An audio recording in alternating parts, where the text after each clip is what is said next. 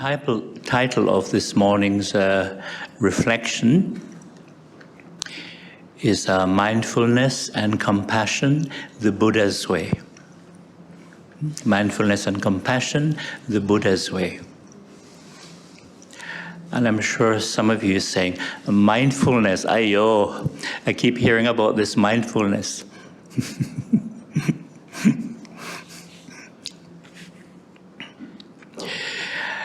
Actually, when I was here in November, December 2019, before the pandemic, one morning, one of the talks I mentioned that in the Buddha's time, he didn't advertise like today, you know.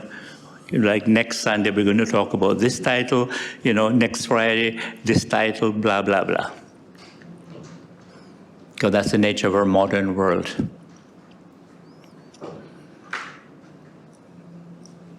And I said, I would rather just say a Dhamma talk or Dhamma reflection. But a lot of people are always saying, you know, what's the topic? What's the topic? What's the topic? It's like a movie, right? What movie are you playing next Friday? It's like an entertainment. Because as you know, we have so much entertainment these days, right? On TV, YouTube, and so on. Because when I grew up in a rural tropical island, going to a movie, a natural cinema, was a very rare treat, very rare treat. Of course, we didn't have TV, of course, no internet. And whenever I got to see a movie, when I would go back to school on Monday morning, Monday, Tuesday, I would tell all my friends in school, because, you know, the families were too poor to go to a movie. And I would tell them the movie, the entire movie from start to finish. Because I grew up in a storytelling culture, you know, the way human beings used to do for thousands and thousands of years. Can you imagine? Before television. See, television destroyed a very, very ancient tradition of storytelling, because that's what people used to do at night. They told stories,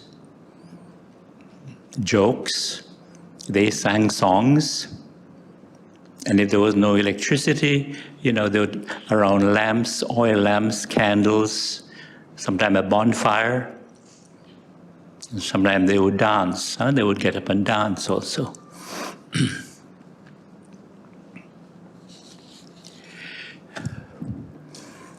Now, mindfulness and compassion regarding the Buddha's way is also including wisdom. Wisdom and mindfulness, because they go together. And that's what the main quality of the Buddha when you reflect on his life. You can see this. Mindfulness and wisdom. And his other quality was loving kindness and compassion. And apparently he did not separate loving kindness and compassion, you know, metta karuna. He didn't really separate them. He always said metta karuna, according to the records. But I'm not surprised, because they go together.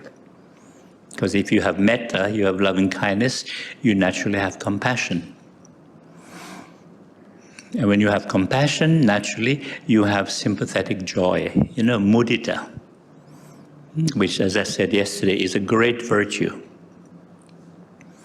The ability to share the happiness and good fortune of others, instead of comparing yourself to those people and having envy and jealousy, which is, of course, a mental defilement, mental conflict. But when you have mudita, sympathetic joy, the ego, the self, is not in operation. And this is why you can share in the good fortune and happiness of others. because there's no ego to feel jealous or envious. Great freedom and virtue. Likewise, the virtue of loving kindness and compassion.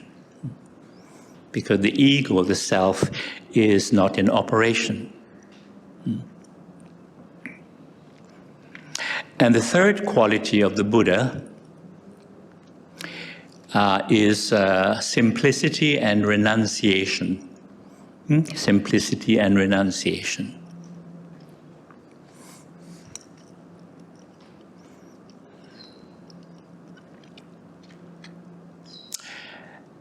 And what is interesting is that when we look at our human mental defilements, you see that there's a very interesting connection, very interesting relationship.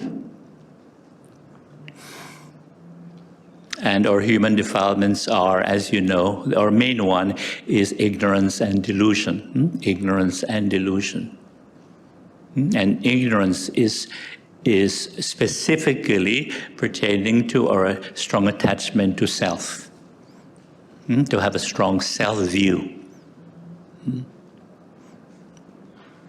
As we explained yesterday, we do have a self.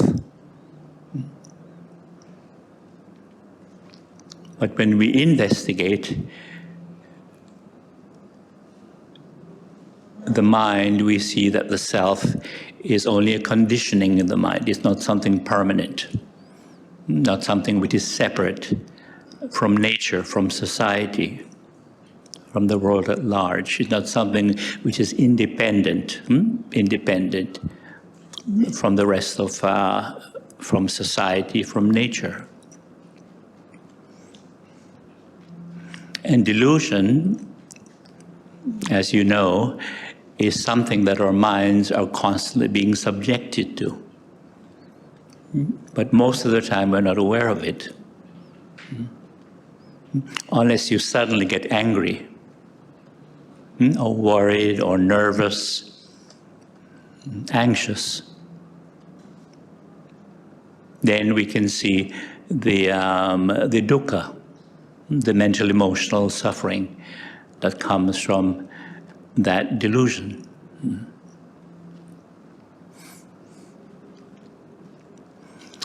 And out of this mental conditioning comes self-centered craving and attachment. Self-centered craving and clinging.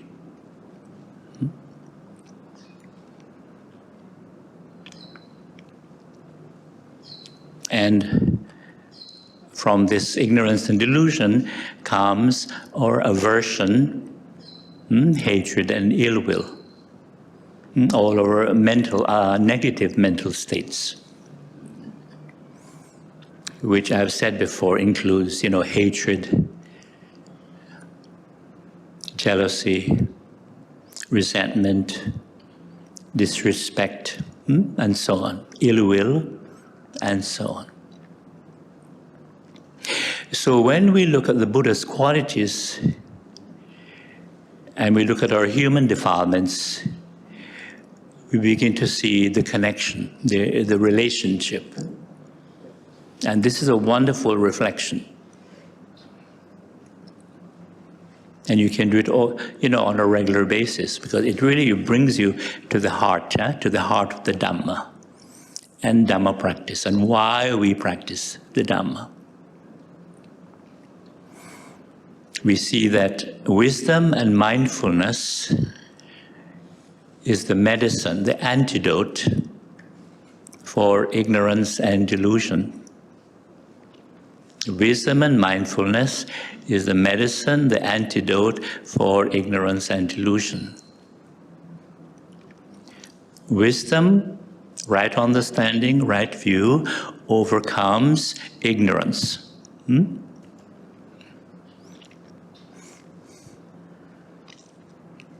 And mindfulness is the medicine, the antidote for delusion, or many kinds of delusion. And we see that simplicity and renunciation is the medicine, the antidote for self-centered craving and attachment, clinging. Simplicity overcomes craving, desire, wanting, expectation, greed, of course. And renunciation is the antidote, the medicine for clinging, attachment, and attachment. Very interesting relationship. And of course, we see that loving kindness and compassion is the medicine, the antidote for our, aversion and ill will. It's a very good reflection.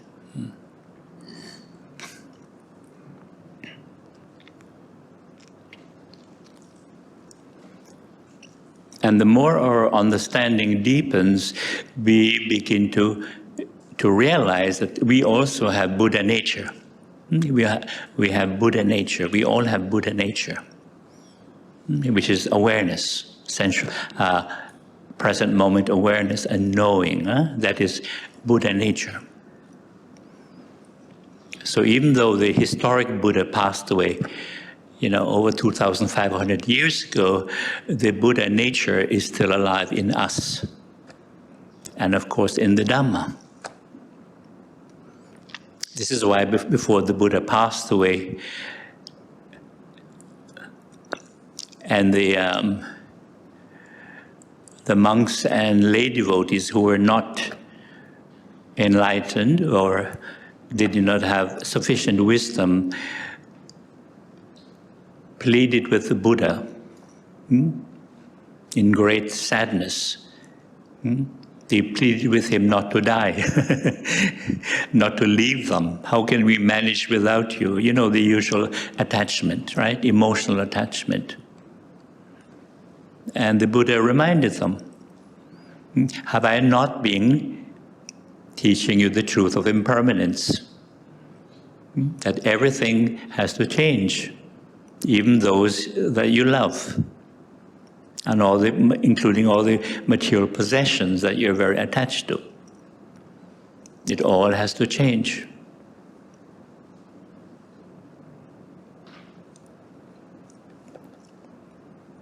But then they said, how can we manage, with your great wisdom? Not only your presence, but your great teaching, the Dhamma. And the Buddha reminded them, you must be a light unto yourself. You must be an island unto yourself. And some of them had forgotten, or they hadn't realized the teaching. And then he reminded them, the 4 foundations of mindfulness. If you follow the 4 foundations of mindfulness, that is your true refuge. As long as you're alive, that is your true refuge. You cannot just depend on one teacher, because all teachers are impermanent. They can only live for so long. But the Dhamma is there. He said, when you see the Buddha, you see the Dhamma. When you see the Dhamma, you see the Buddha. It's very true. Not only do you see the historic Buddha, you remember him with gratitude, but you realize through practice that is the Buddha nature that we all have, the awareness, the knowing that can understand the Dhamma. When you see the Buddha or when you see the Dhamma, you see the Buddha. That is what he's pointing to.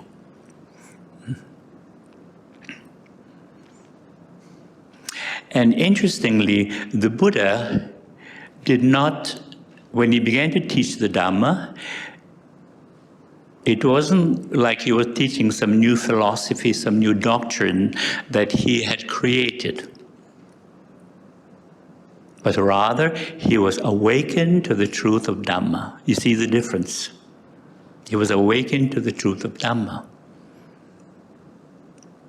And you always remember the word Buddha means the one who is awakened. He was awakened to the truth of Dhamma, the way things are, the truth of reality, which includes the human condition, right? The human experience.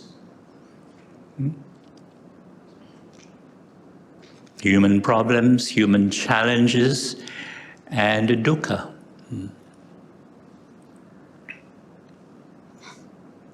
So even if the Buddha, the historic Buddha, had not existed, the Dhamma would still exist, and the Dhamma is still existing,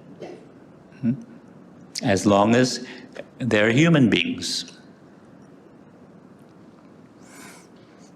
And when we have the time to really be present, and I'm sure all of you had that experience during the pandemic, where you had to practice this very challenging practice, but it's very worthwhile, namely patient endurance and acceptance. Patient endurance and acceptance.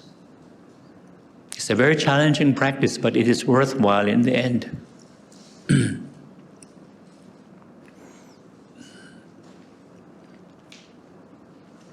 You begin to come to terms with one basic aloneness.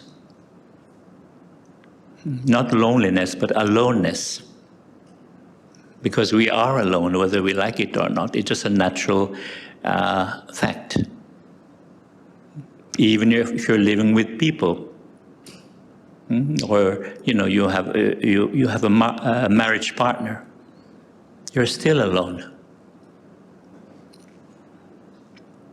As they say, when you're hungry, nobody can eat for you, right? When you're tired, nobody can rest for you.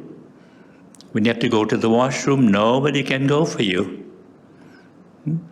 Even if a good friend offered to do that.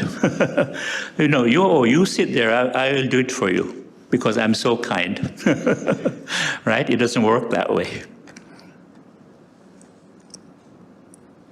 So I hope you're able to have that understanding, that natural fact of aloneness. And when we understand it, which comes, of course, with mindfulness, with calmness, a stable, balanced, clear state of mind, then we can enjoy our own company. We don't need other people all the time for company. But these days, of course, in a way you have the advantage, because there's also always internet, right? Radio, TV, books, and of course WhatsApp.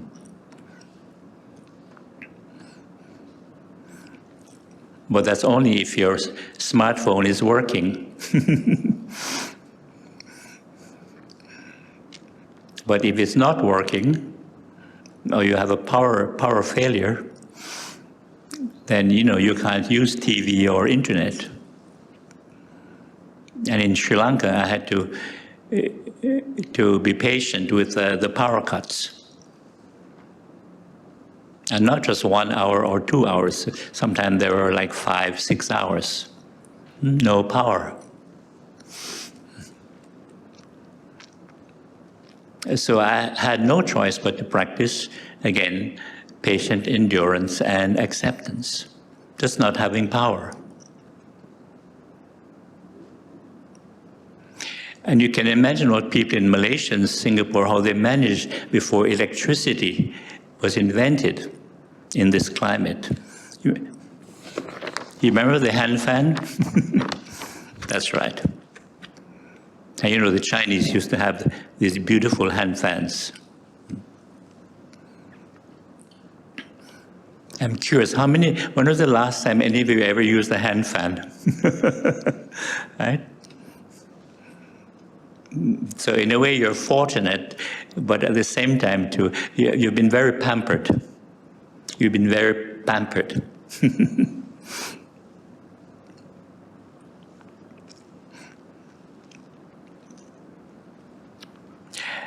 Now delusion, as you said, is something that we're constantly being subjected to. Simply because we're conditioned to react. We're conditioned to react all the time. And our brains, our minds have been educated, programmed to label, judge, criticize, compare, condemn, right? To like, not to like, to want, not to want, to have aversion, of course, ill will.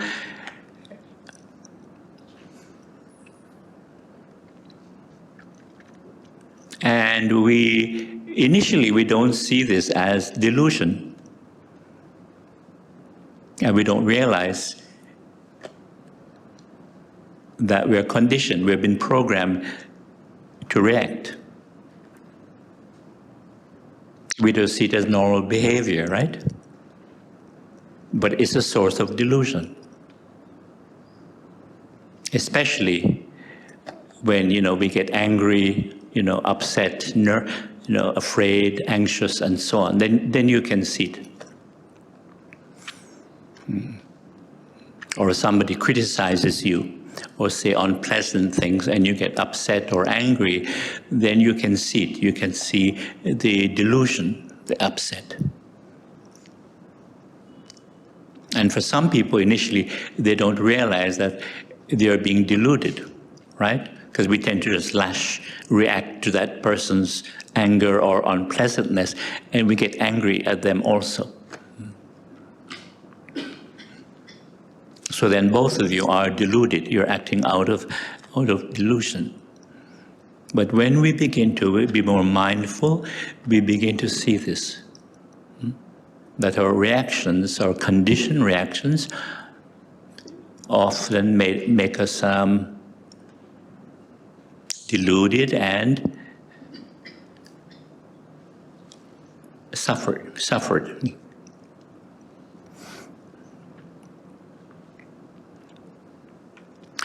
Now, we do need labels to communicate, that's obvious. As you said earlier, including our social labels, I, you, he, she, and our names. But as I mentioned earlier, names are really just social labels. They're not really who we are.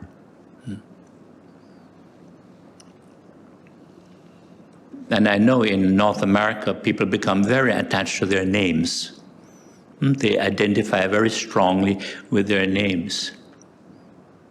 So if you happen to call them by a wrong name by mistake, or you forget their names, it's big drama. Just like if you forget somebody's birthday, big drama. And we don't realize that birthdays are really just it's a conditioned behavior.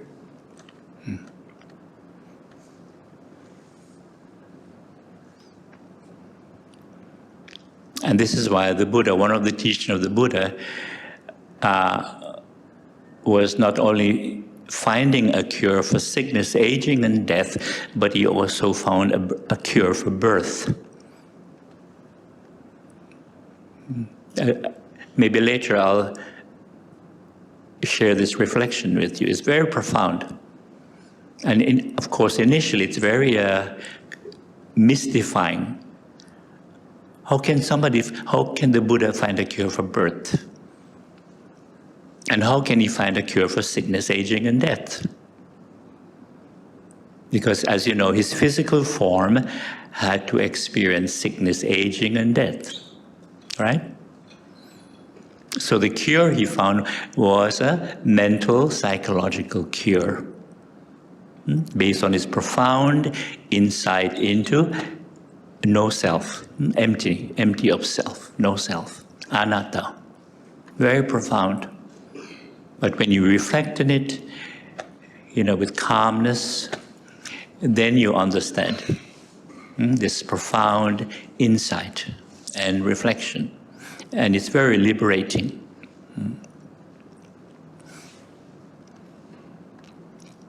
Another source of delusion, apart from our habitual reactions, is by the mind itself, what the mind creates. Because as you know, the mind is always creating stories, right? Countless stories and mini dramas, worries and fears,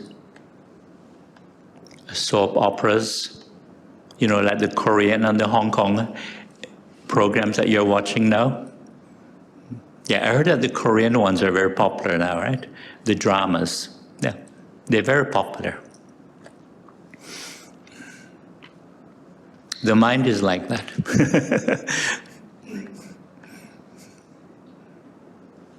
And most of our fears and worries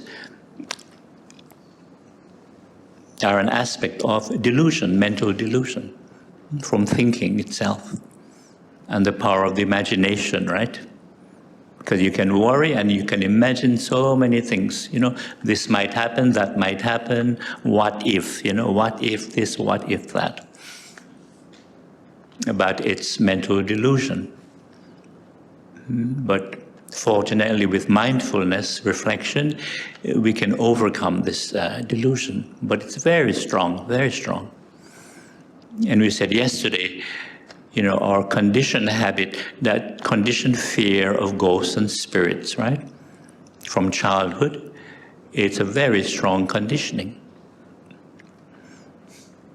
And again, it's the power of the imagination, isn't it? Because it's all in the imagination. Because I grew up also in the Caribbean, the West Indies, with ghosts and spirits. The only difference is that I was conditioned with African ghosts and spirits. So this is why I'm not afraid of the Chinese ghosts and spirits. And one of the things I like to do when I'm in Malaysia, Singapore, is to invite people to come and do the cemetery meditation. I've never done one in KL, but I managed to do one in Penang. Simply because this center, called Bodhi Heart Sanctuary, some of you may know it, is located right in the middle of a cemetery. So when I first went there, I think it was 2008, and it was a fairly new center at that time. I was so happy to see all those graves. Because the first thing that came into my mind was, yes, we have to do a cemetery meditation. Because the graves are there. How convenient. Right? We don't have to go to a cemetery. It's already there. And I was able to inspire, I think, 12 people. But it wasn't successful. Mainly due to the rain. We got rained out, as they say, or rained on. But we tried to stay as long as possible. And I kept telling the people, don't worry, it will go away. The rain will go away, no problem. And for the first time, it did go away for about 5 minutes. Then the rain came back, and I said, don't worry, it will go away. But the second time when it came, it did not go away. So we were getting wetter and wetter, and I think, yeah, let's go inside.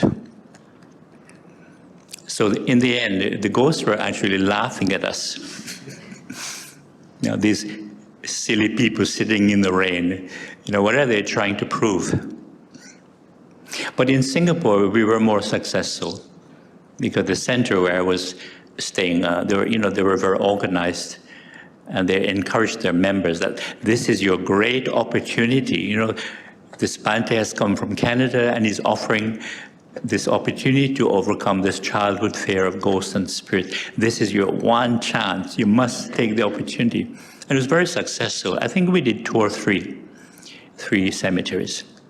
And we rented a bus, very organized. And at the end, people were very inspired, very happy that they were able to overcome this fear. Because initially you can't imagine, right? But I must say the cemeteries in Singapore are not spooky, they're not really scary, it's very clean, very organized. I think the cemeteries in Singapore, in Malaysia, are much more scary, right? And some of the cemeteries in Europe, especially Eastern Europe, they are really spooky.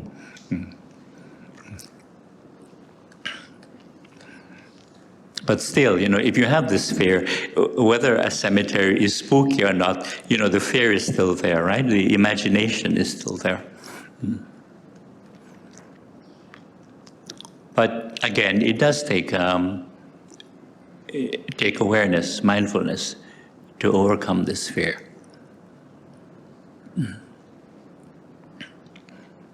And I remember one of the participants was a young lady from Indonesia.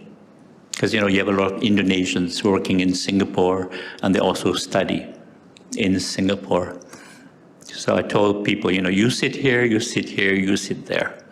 And some of them, of course, wanted to sit together, right? I said, no, that's cheating. You have to sit at least 10 meters or 10 yards away from each other. And, each grave has a photo, right? Photo of the deceased. So I told this one young lady, you sit here. And she looked at the photo, and she was really nervous. And she said, Bhante, are you really sure about this?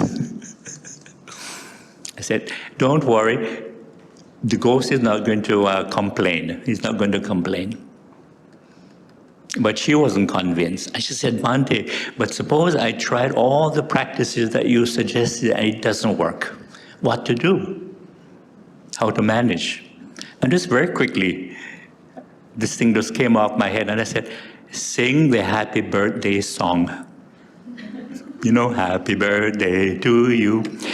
And she was so shocked and surprised that I said that, she started laughing.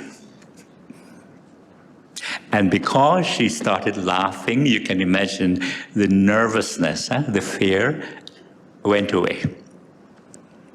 And she ended up having a very deep, peaceful meditation. And she was so happy and inspired that she was able to overcome this childhood fear. Because, as we said, the power of the imagination is very, very strong.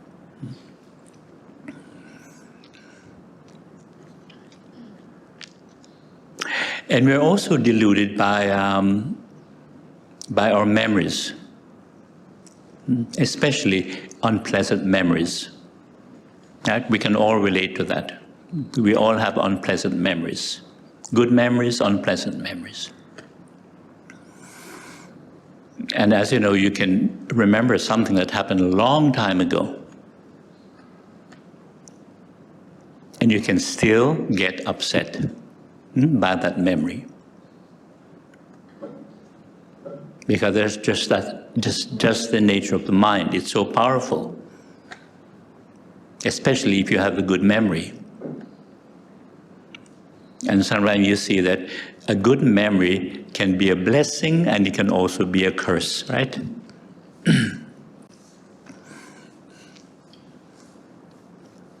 You can still have anger over something that happened a long time ago. You can still have regret. You can still feel guilty about something.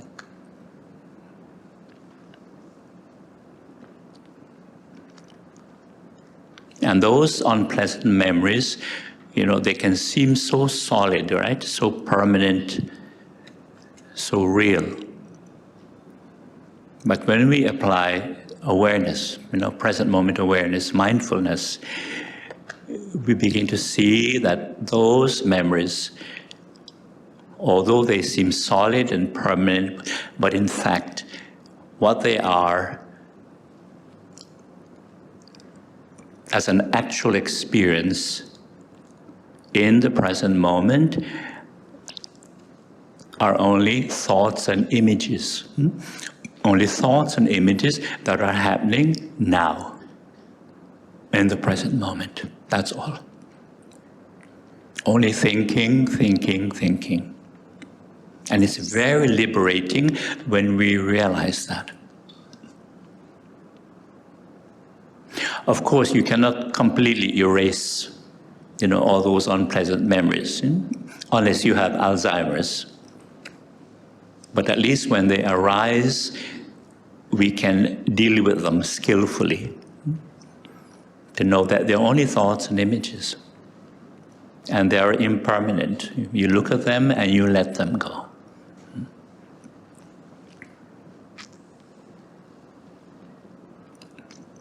And feeling guilty about something that happens, your mistake that you made, it's a universal problem, feeling guilty. And I know in the West, in North America, this is a big problem because people are so judgmental, right? They're so judgmental. And some people even have a lot of self-hate, But it's a form of delusion and ignorance, self-hate. Because not only are you judging others, but you're judging yourself. And this is why we have to learn to be kind, not only to others, but we have to learn to be kind to ourselves.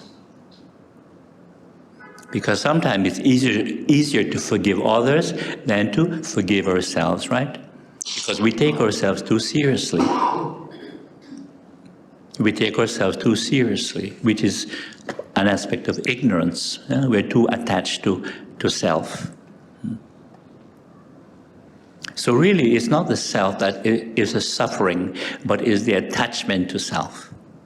The strong self-view that I'm so important. And I'm at the center of the world and the universe. That's why sometimes it's good to have a bigger picture, a more cosmic view. And I found during the pandemic, some people found it very beneficial, to see the planet, be aware of the planet, what is happening, and then you zoom your mind out and to remind yourself that we're in a solar system, right? And we're evolving around the sun, and the sun is only one star of countless stars in the Milky Way galaxy. Sometimes it helps just to have a bigger picture, as we say. And to realize that, the solar system, by human scale, is so vast, isn't it? So vast by human size, human scale. And yet, it is just a speck of dust. Think of it. The solar system that is so vast by human scale is just a speck of dust inside the Milky Way galaxy. That's right. Just to give you some idea of how immense the galaxy is.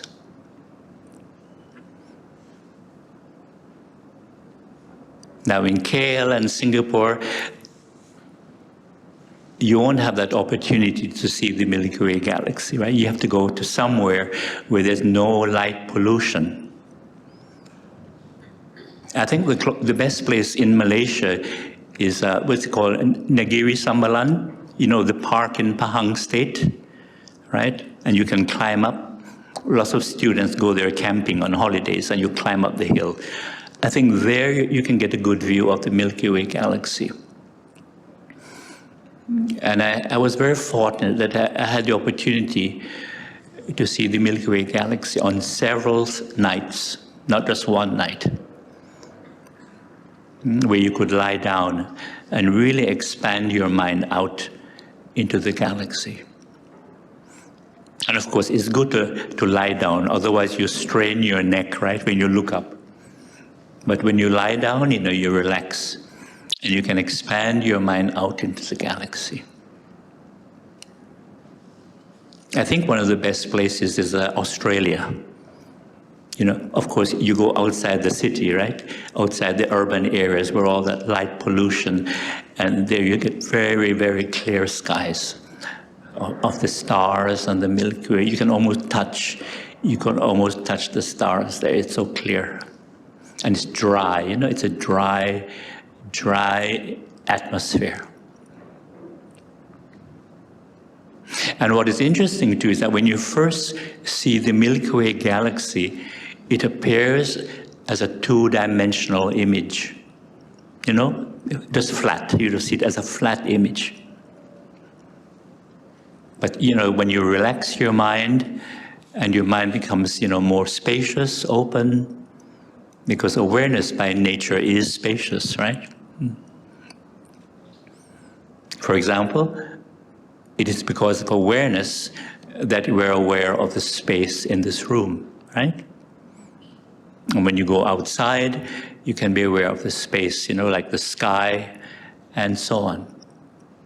Now, of course, this area is more difficult because there are more buildings now. But, if you go to a park, you can experience that spaciousness. And initially, we don't see that space. We don't experience that space because we're busy thinking, right? All this compulsive chatter in the mind. And all the mental chatter takes up all the space in the mind. So the mind is quiet, the mind becomes more spacious. And of course, I'm sure if you've ever been on a retreat, you begin to experience this. Huh? Especially after the first 3 days.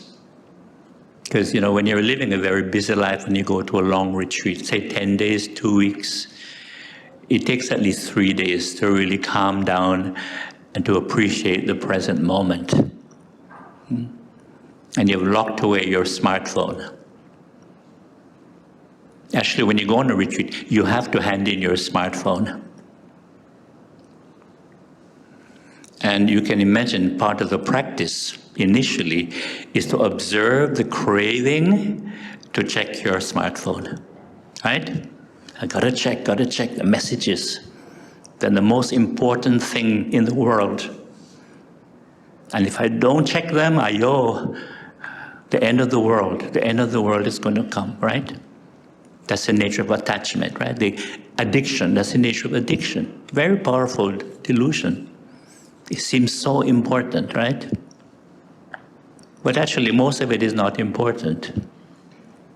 Yes, if you have, family emergency, that's another thing. But just your normal thing that you think is important is not really important. But it seems that way. That's the nature of anxiety and addiction.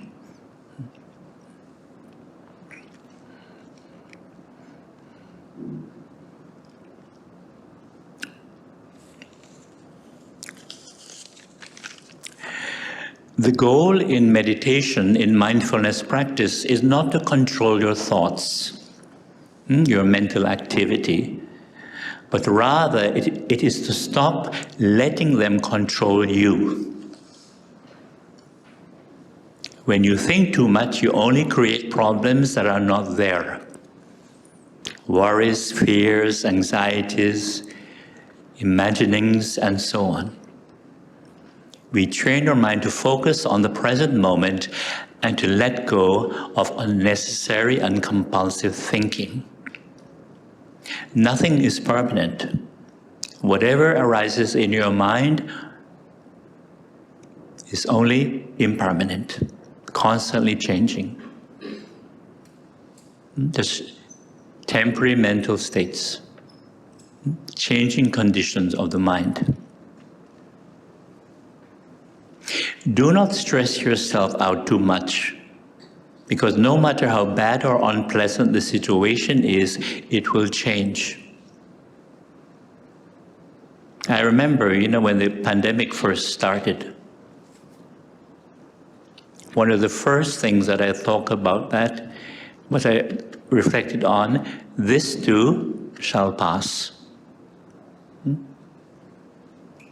Although, it's a major global event, a very rare event, but it too will pass.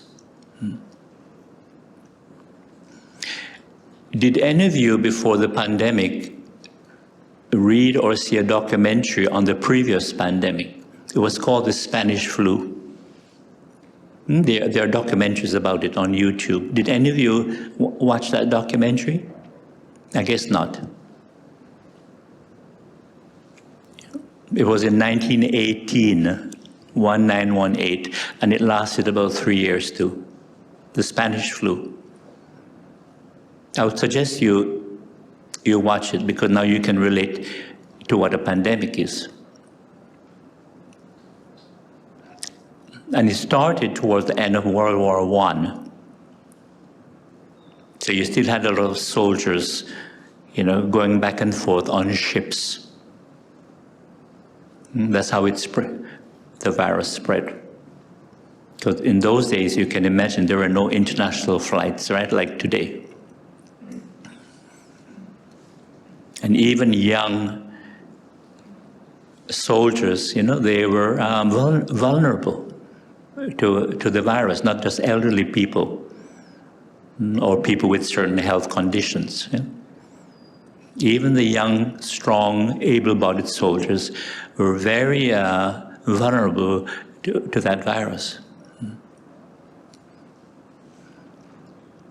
And you can imagine in those days, medical science, medical facilities were very primitive, very limited. And they estimated, of course, they're not really sure how many people died. But an estimation is between 30 and 50 million people. 30 to 50 million people. So the numbers that you're hearing now, today, is very small, really, very small compared to those days. And of course, when you watch such a documentary, that seems such a long time ago, you can't imagine that something like that could happen again. Can't imagine. And then 2015,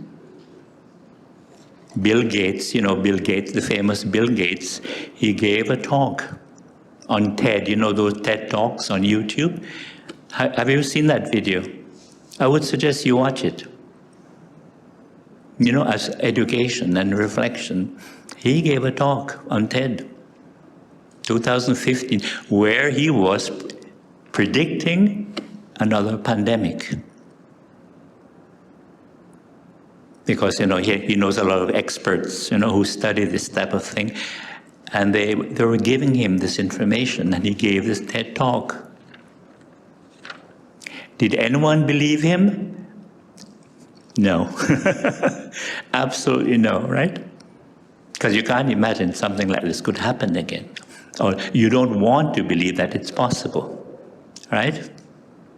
But now we know it is possible.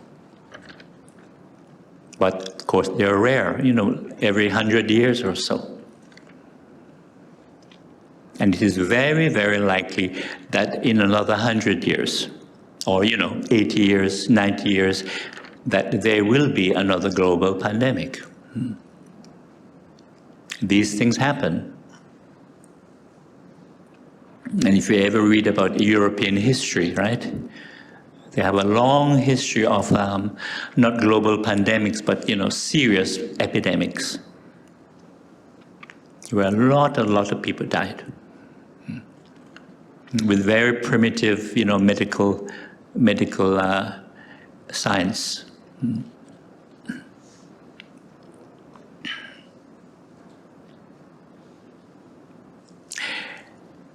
Do not stress yourself out too much, because no matter how bad or unpleasant the situation is, it will change. You cannot control everything. Sometimes you just have to relax, breathe and smile mindfully, and trust that things will work out.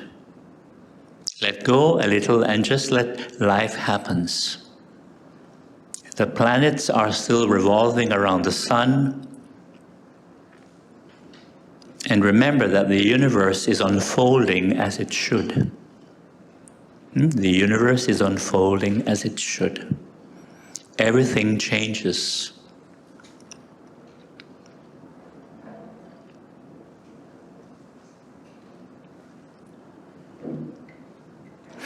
And also, during an event like the pandemic, we had the opportunity to experience compassion, what compassion really means. To realize that what you're experiencing is not really a personal experience, the fear, the anxiety, worry, frustration, and so on, that everyone was experiencing this, or most people. In other words, it's a universal experience. That's an aspect of compassion, when you realize this, that you're not the only one. Even boredom, you're not the only one who experiences boredom, including our desires, our cravings. It's a universal experience, right? Fear, anxiety is a universal experience. And when we can bear this in mind, then compassion arises. And compassion gives us great strength to accept things that are beyond our control, great strength. Some people think compassion, you're so emotionally unstable, you're weak, some people have that idea, but that's not correct.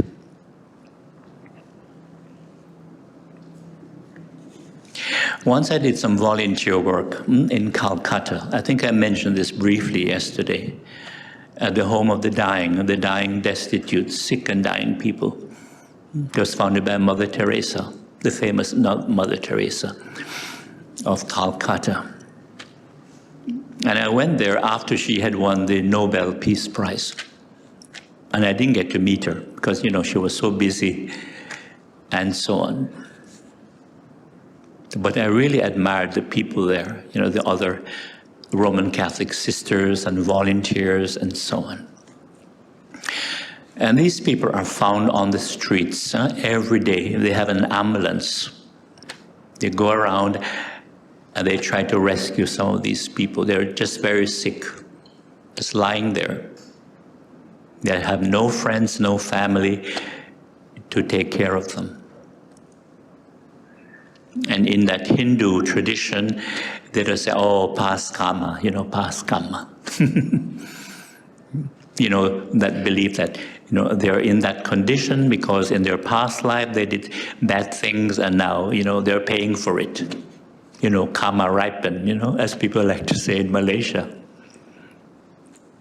That's how they deal with things like this.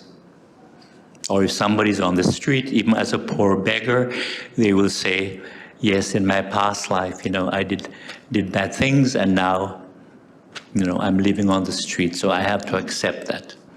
And hopefully I'll try to do good deeds, try to be a more decent human being so that in my next life, I will have a better rebirth, a better reincarnation. And for them, it helps, even to have this belief. It helps them to accept their, their present condition. And in my experience there, when you see people suffering, and most of it, of course, is physical suffering. They're very sick, they have these infections. Some of them actually recover, but some of them do pass away.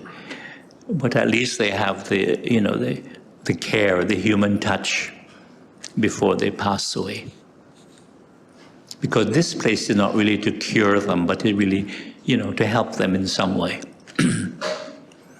And sometimes they do have some just basic medical treatment, but nothing major. And what I learned from that experience is that when you encounter so much suffering,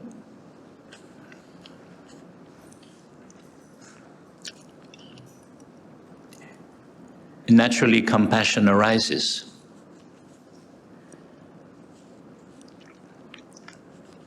And when compassion arises, you not only have compassion for their suffering and their diseases and infections, but you have to have compassion for yourself also, for your limitations, because you can't do much. You're limited in what you can do.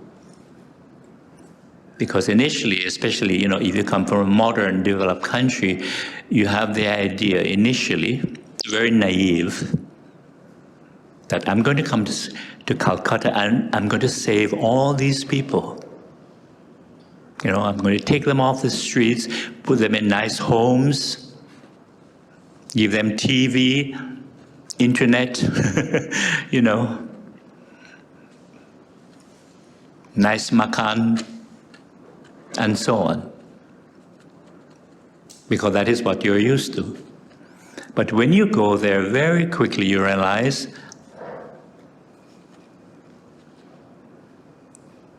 it's all fantasy.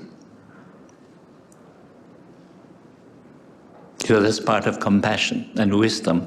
You have to accept one's limitation. There's only so much you can do. And it gives you great strength to accept that. Your limitations and just, unlimited human suffering and sickness and disease. Great strength, you have to accept that. Because the ego is not there. That's one of the because the ego is there trying to achieve something, right? You're asking for a lot of, frustration, sorrow, sadness, self-blame, I'm not good enough. I'm not a saint. I'm not going to be a saint or an arahant. It gives you great strength to accept this unlimited suffering. And there's only so much you can do. And if you cannot help somebody today, tomorrow, I'll try and do something. It's like that acceptance. And naturally, when you see somebody suffering, in great pain and so on, great discomfort, you naturally want them to die. Yes. You naturally want them to die. Not that you want to kill them, but you simply want them to be free, to be free of suffering. Just like if you have a close relative, right? And they're really suffering, you want them to die. To let go of the body. But what is interesting, many people, experience this, which is something very natural in the human condition, but because of their own conditioning, usually in the West, because they are so judgmental and the ego is so strong, when they experience that, they begin to suffer from guilt. Oh, this is terrible, this is, bad. I shouldn't be wanting them to die. They judge it. They judge that natural compassion. I'm a murderer, I'm an evil person, I'm a bad person. I should want them to live, right? I should want them to live as long as possible. So then you have false hope. You know that saying? False hope. And this is why when I counsel families who are experiencing, a family member and they're dying, one of the things that I advise is that it's important that you allow the person to die in peace. You tell them that it's okay to die. Because what often happens is that family members, because of their emotional attachment, right? They plead with the dying person, please don't die, don't leave us like this. And when you do that to a dying person, what happens? They cannot die peacefully, right? Because they feel guilty, right? They feel guilty about leaving their family members. So it's very important. If you have somebody close to you that's dying, it's very important. None of this emotional attachment stuff. That's selfish craving, right? Selfish craving. But you see, we don't realize it at the time. Because we are so caught up in our emotional attachment. And we think that's love, right? We think that's love, but actually it's not love. It's just selfish craving and attachment. So true love comes with compassion, It's very important that you assure the person that it's okay to die. We love you. We're very thankful for all the things you have done. You know, we're proud of you, all your achievements, and all your wholesome deeds, and it's okay to die. We'll be okay. And you reassure the person, yeah, we'll be okay, we'll manage. And then the person can die in peace. That is wisdom and compassion. Not selfish craving and clinging.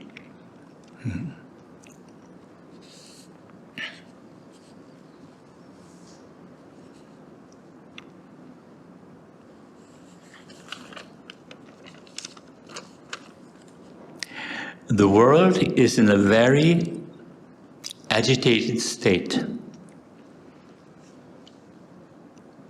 The mind changes from liking to disliking, from craving to aversion, from anxiety to frustration, with the agitation, restlessness of the world.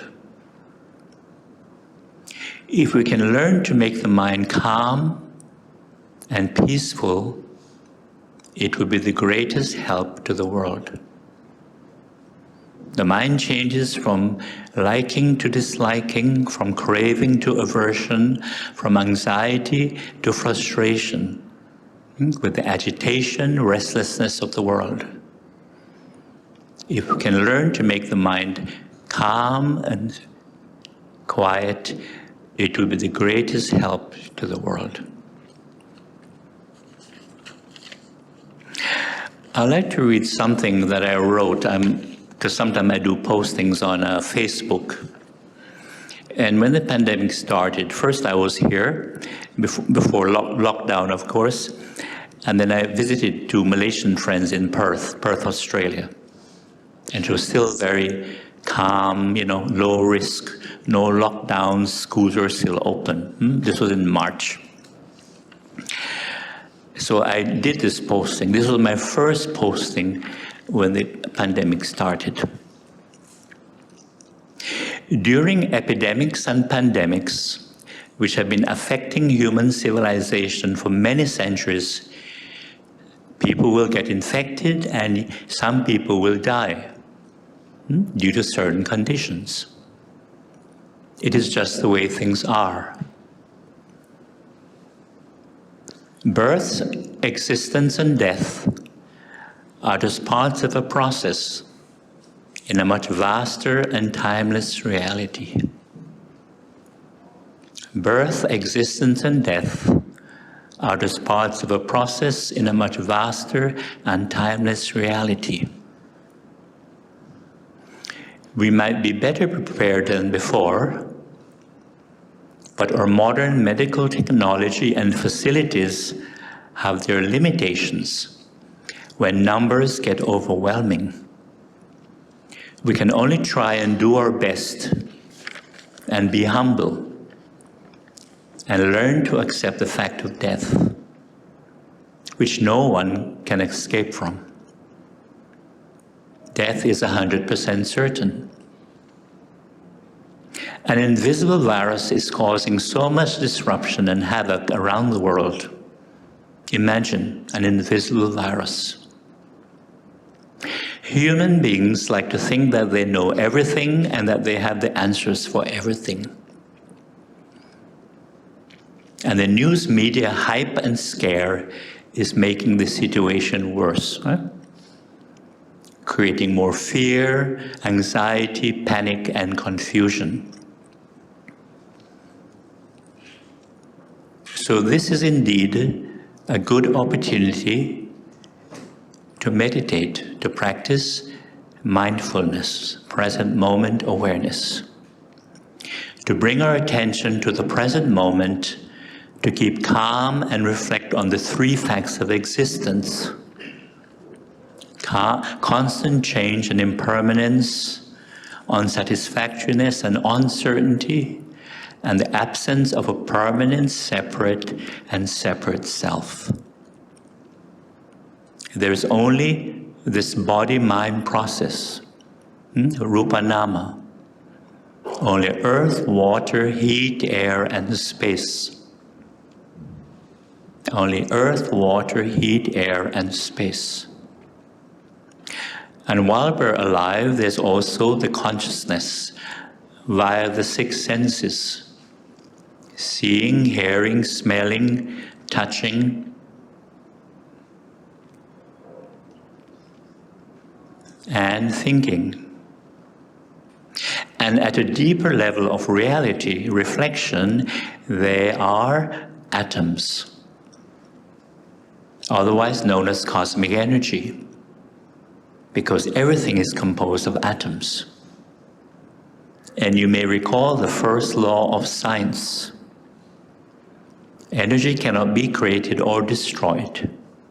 It can only change its form, and it can move from one place to another. This is the first law of science. And at this deep level of reflection, one is able to go beyond the idea of birth and death and find true inner peace and compassion.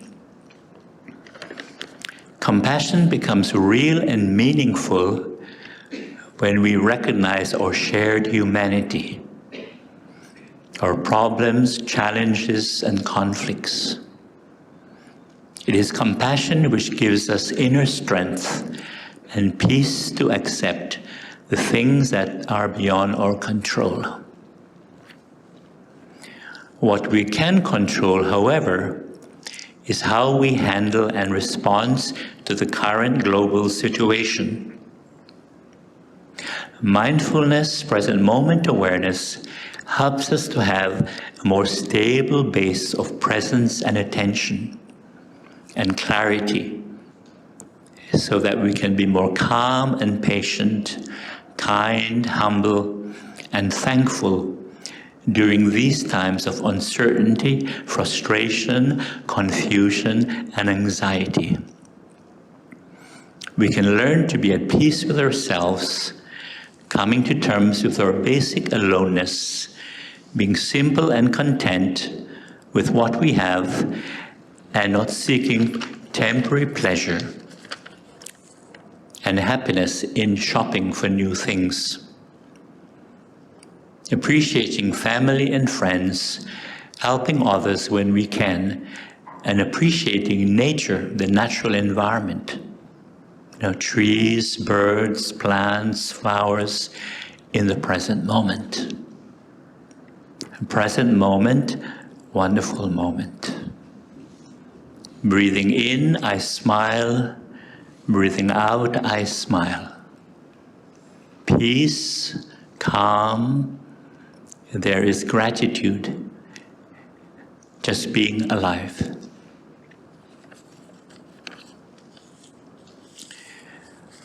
The practice of gratitude can be very beneficial, especially when we're faced with this global crisis, or any crisis at all. the practice of gratitude. Because, as you know, we take so many things for granted, right? So many things, especially in a country like Malaysia or Singapore or in North America. Because it's so easy for minds to be pulled by, by unpleasant events, unpleasant traumatic events, very easy. But when we can bring our minds to the present moment and just practice gratitude, just to be thankful for just simple things. Because this helps us to uplift the mind, the nature of consciousness, to be more positive, as opposed to being, negative, worried, frustrated, and so on. Just to be thankful that you have water, for example, just water. And all this good food, all this variety of food you have. Because, in some countries, water is not taken for granted. Some people have to walk a long distance just to get, a container of water. And I've been in cultures where women, they would spend the whole morning just searching for firewood, so they can cook one meal for the family. Whereas, in our modern society, we just have to turn a knob, instant fire, right? Instant flame. We take so much for granted. But this practice of gratitude, not taking things for granted, it's very beneficial. When we're faced, with these challenges. Just to be thankful that we have a house, we have shelter, that we have good family, good friends. Be thankful that we have fairly good health. Because it's so easy when you're healthy, right, to take it for granted. So easy.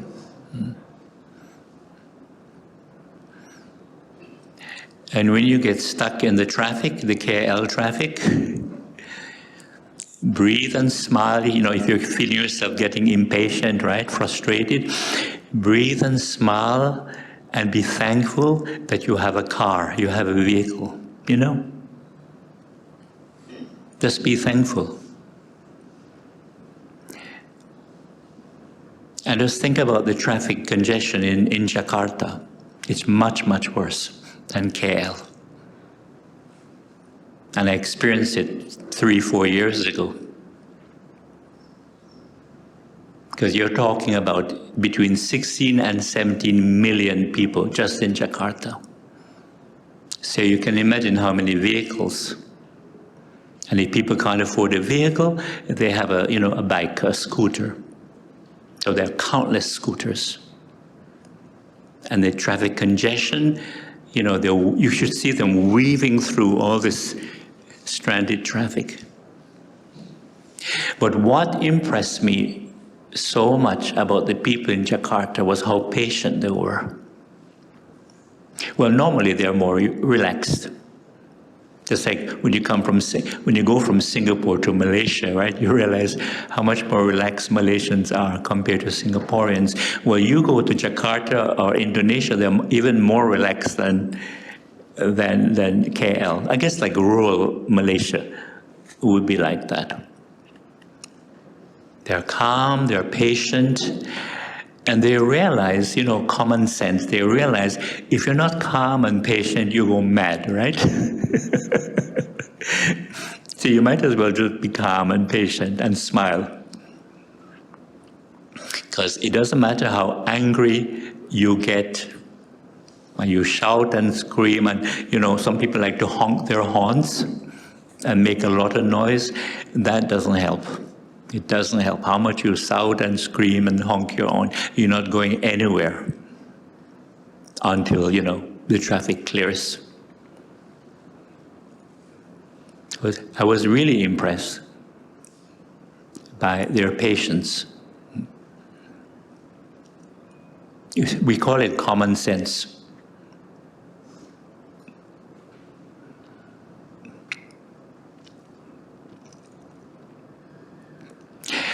And also,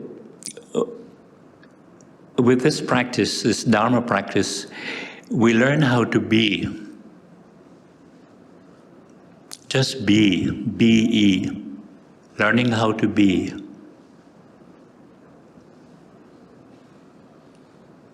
Maybe some of you are wondering, what are you talking about, learning how to be?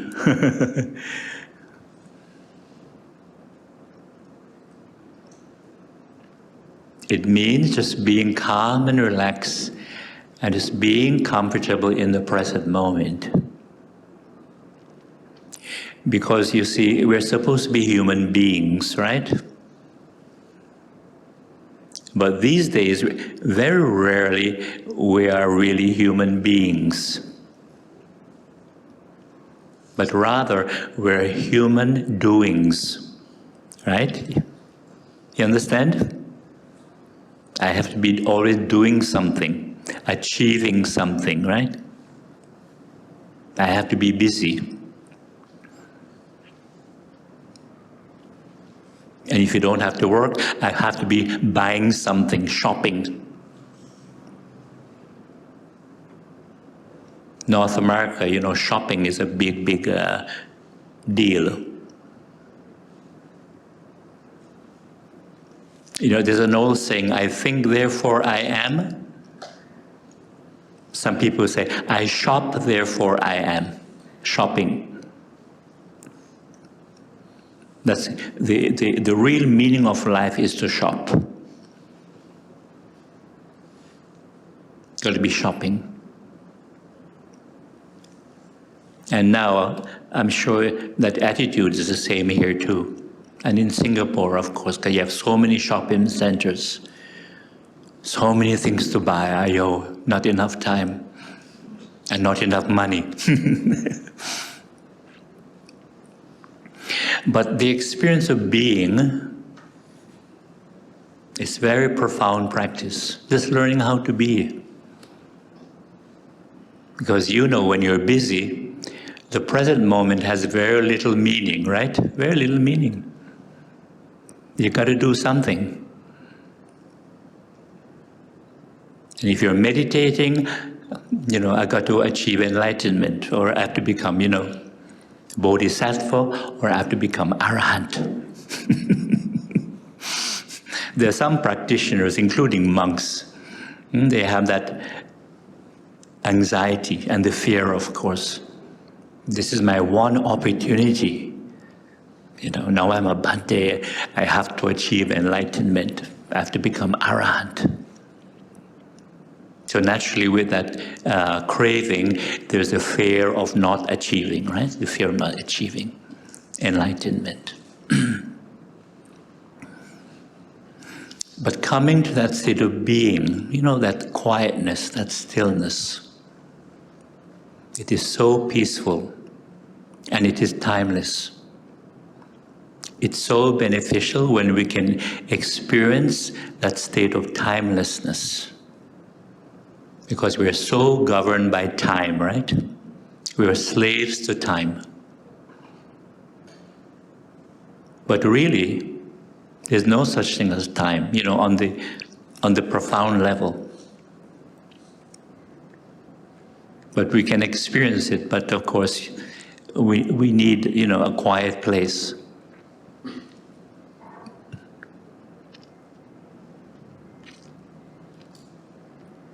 And most of our mentality, we call it becoming. In Dhamma practice, we say the craving to become, to achieve, to do, to have, to possess. We call it becoming. And with that becoming, we have the fear, the anxiety of not becoming. And most of our becomings, the craving to become, is related to the future. But there's one aspect of becoming that is related to the past. And that is, regret, when we talk about regret. I should have done that, why did I do that? I should have done that, etc., etc. And of course, if I only had thought about it before, right, things would be much better now. Oh, I'm so stupid, right? Why didn't I think of it before? Now I could be so successful. Maybe I could become a millionaire. Or if I'd started Dhamma practice, 10 years ago, I could become Arahant, or close to Arahant. You see that's an aspect of becoming, but it's related to the past. So when we learn just to be quiet, just to be, that state of just being, to be truly human beings, we're free from all this becoming, striving that's related to the future, and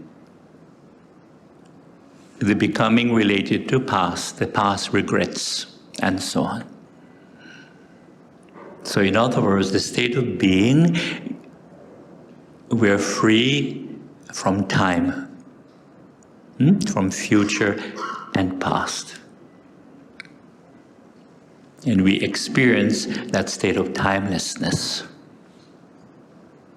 And if you look at young children, that is what they're experiencing. Yeah, young children are in a timeless state. I remember when I was that age, every day was timeless.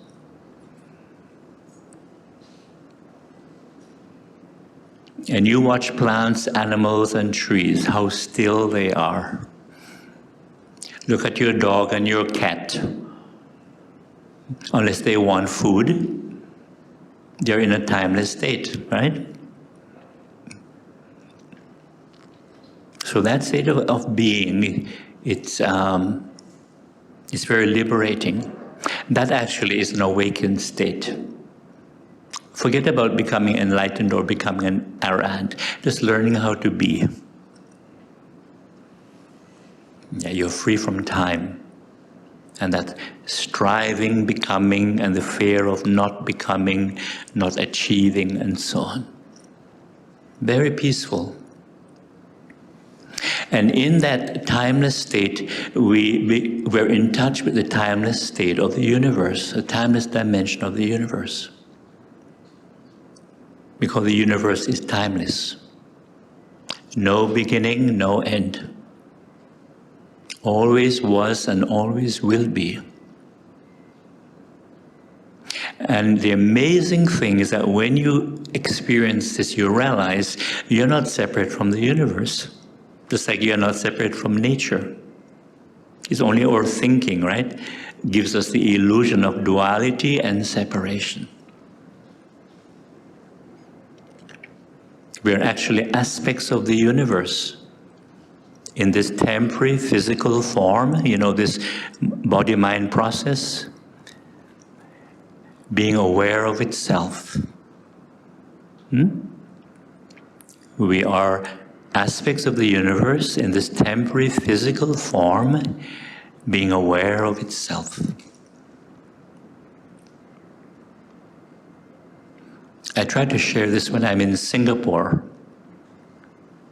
Especially, being in such a small, high-stressed environment. It's good to go within and just find that calmness, that stillness, that timelessness. Very beneficial. Because as you know, time is a factor of fear, of anxiety and stress, right? Stress. And the faster we go, the more stress, anxiety we experience. And that's why there are unhealthy aspects to the smartphone. because it's so fast, it's so convenient, but it's making us more anxious, more impatient. So we don't value the virtue of patience anymore. But it's a great virtue, just like you had to experience, patient endurance, acceptance. And it is challenging, but in the end, it's very worthwhile to experience acceptance and patient endurance.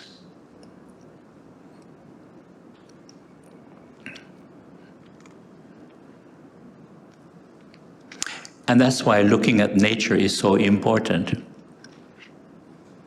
And when I was in Sri Lanka, I could watch the monkeys. Because what monkeys are teaching us humans is that they're in the present moment, and they're not worried about human problems. And corrupt politicians that are creating all these problems. Right? They don't care. And yet we are related to them. Genetically, we are very close to monkeys.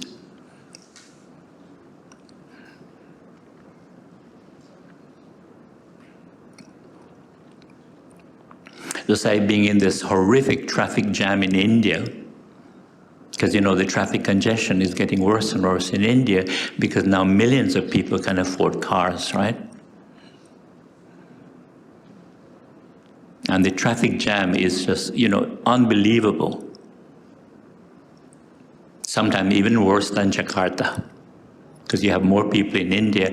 And just to see the monkeys, on the rooftops and on the trees, just looking down on the human congestion. And they must be wondering, my goodness, these crazy humans and their vehicles, where are they going? What are they trying to do, right? It's a good reflection. So it's really good to use nature, to reflect on Dhamma. Very healthy.